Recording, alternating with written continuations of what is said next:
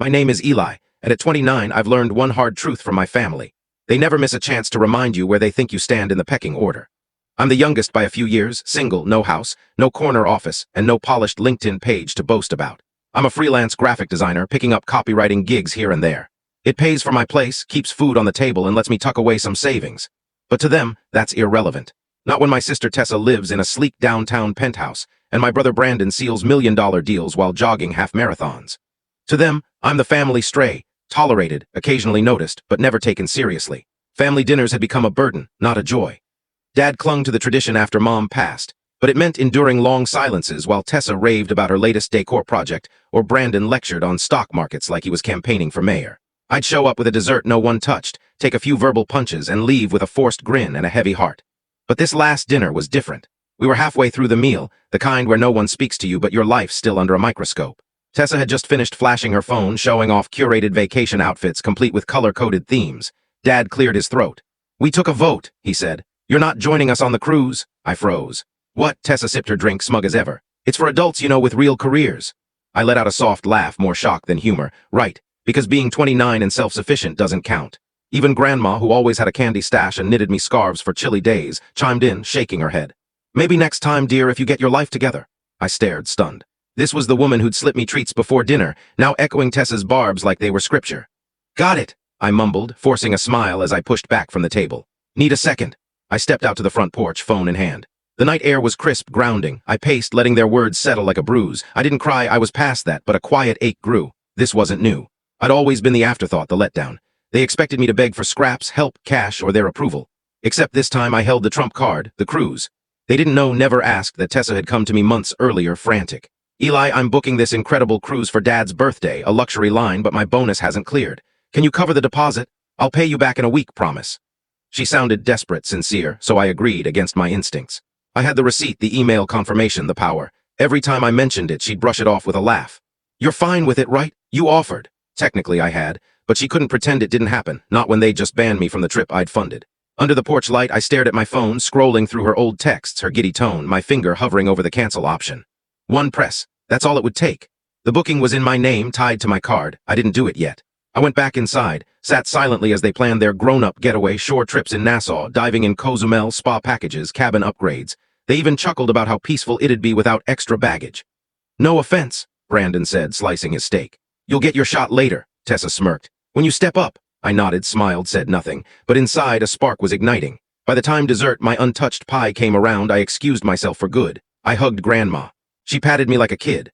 "Don't take it to heart, sweetie. Maybe this'll motivate you."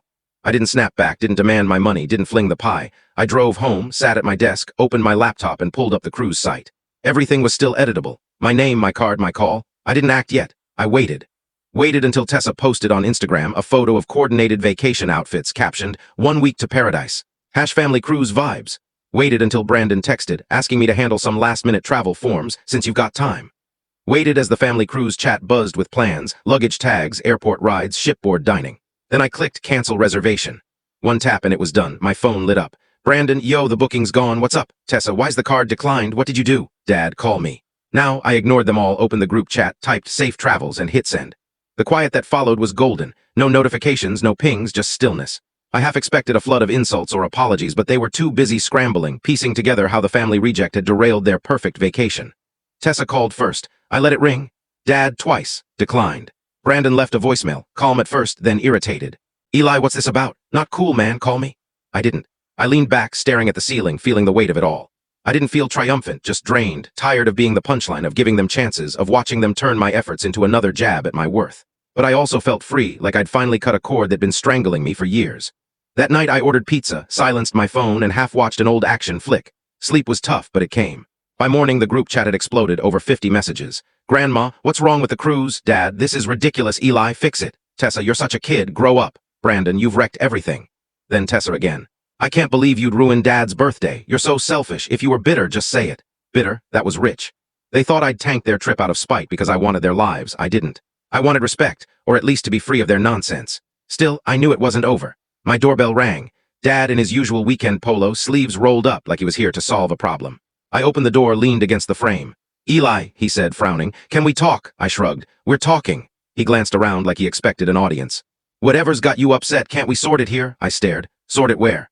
On the cruise I wasn't invited to? He exhaled sharply. It wasn't personal. Sure felt personal, I said, arms crossed. Like when you all voted me out or when Tessa didn't pay me back for funding the whole thing. His eyes widened.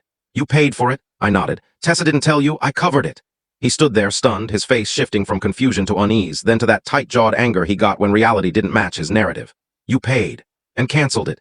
Yep, I said. He was quiet, then muttered. You humiliated us. I laughed, sharp and bitter. Humiliated? You told me I was out like I was some reject. Grandma said I'd done nothing with my life. Tessa called me a kid, and I'm the one who humiliated you. He looked away, jaw tight. I didn't cancel to prove a point, I said. I canceled because I'm done paying to be left out. He didn't reply, just stared at the street.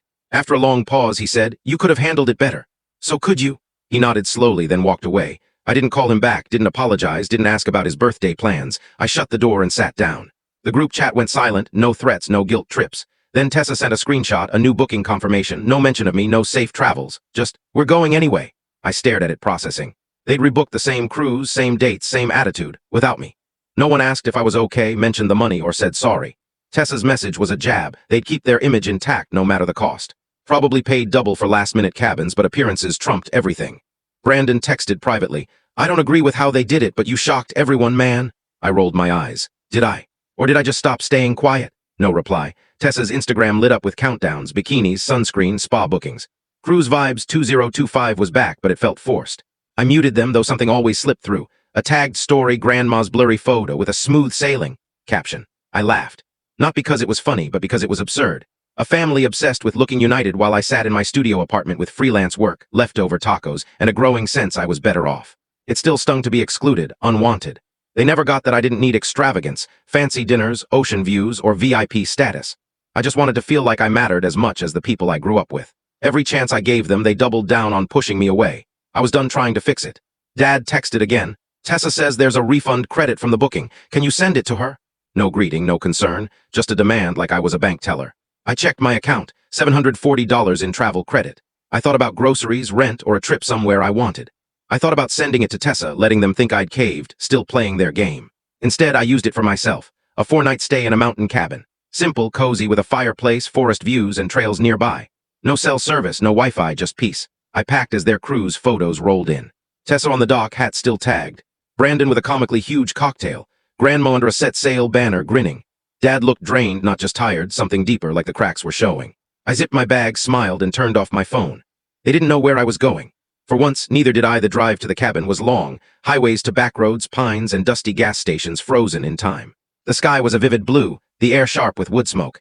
The cabin was basic, quiet, cut off from the world. No internet, just a landline and a guest book with tips on trails and local diners. I lit a fire, unpacked my food, and sat outside with coffee, watching the trees sway. That first night, I slept better than I had in years. Something in me unclenched, not just a break from them, but a release from years of veiled expectations and sly digs. I wasn't pretending, wasn't bracing for eye rolls or proving my worth. I was just being. I hiked a trail to a ridge overlooking a glassy lake. The view was breathtaking. I sat on a rock for hours, sunlight glinting off the water. I didn't think about their cruise, their fake laughs, or the tense meals they'd have when the shine wore off. I just existed. When I turned my phone back on, it buzzed for minutes. Voicemails, texts, photos. Tessa's poolside selfies, Brandon posing with a buffet, Dad stiff in a lounge chair, Grandma in a sea queen hat. Then the tone shifted. Blurry shots of Tessa and Brandon bickering, Dad alone at dinner, wine untouched, Grandma asleep mid-text. No hashtags, no flair, messages followed. Tessa, thanks for wrecking it. Tessa again, this trip's a mess. Brandon, wish you were here, man, it's weird without you. Grandma, call me when you're back, dear. Then Dad after I'd started packing. I've been thinking, you were right, we messed up, I'm sorry. I stared at that one. It was the first time in years he'd admitted fault, the man who valued logic and never being wrong. I didn't need it anymore, but it meant something. The drive home felt lighter. The city didn't choke me, my apartment didn't feel small. My life messy, freelance mind felt enough. No dinner invites, no group chats, just quiet. Then Grandma mailed a letter, handwritten on rose-scented paper. Dear Eli, we missed you. I was wrong to speak that way, I'm sorry. Forgive me? P.S. The cruise was awful. The fish gave me a rash and Tessa cried twice. Never again. Love, Grandma. I laughed until my eyes watered, then wrote back, telling her I forgave her, describing the cabin, enclosing a photo of the lake, inviting her to visit. Brandon texted, suggesting lunch, just us. I agreed. It was easy, two brothers talking. He mentioned work, I shared a new client. As we finished, he said, Tessa's more mad she couldn't spin the story than about the cruise. I nodded. Sounds like her. She'll come around, he said. I smiled. She doesn't have to, and I meant it. Tessa only bends when it serves her, and I was done waiting for her validation. Summer came. I booked another cabin trip, longer this time. I grew my freelance work, landed bigger clients, built a solid website, even started teaching a design class online. It felt good to pour energy into something that gave back. Then Dad called. "Dinner tonight?" he asked. I hesitated. "Just you?" He cleared his throat. "Just me." I said yes. We met at a small Italian place near his house. No big family table, no performance, just a father and son, pasta and wine. He admitted things I never expected, regretting making me feel like an outsider, underestimating how hard it is to build a life on your terms, missing Mom more than he showed. He'd been so focused on holding things together he forgot to see me. We didn't hug, that wasn't him, but as we parted he gripped my shoulder. "You've become someone I admire," he said. That was enough. Not dramatic, not perfect, but a start. Since then we've built something new, quiet, real. Grandma sends cards with knitted socks or bad jokes. Brandon and I grab drinks sometimes. Tessa hasn't changed, but I have, and her jabs don't land anymore. I stopped chasing their approval. And the funny thing, that's when they started giving it. But by then I'd found something better than their table or their cruise, myself.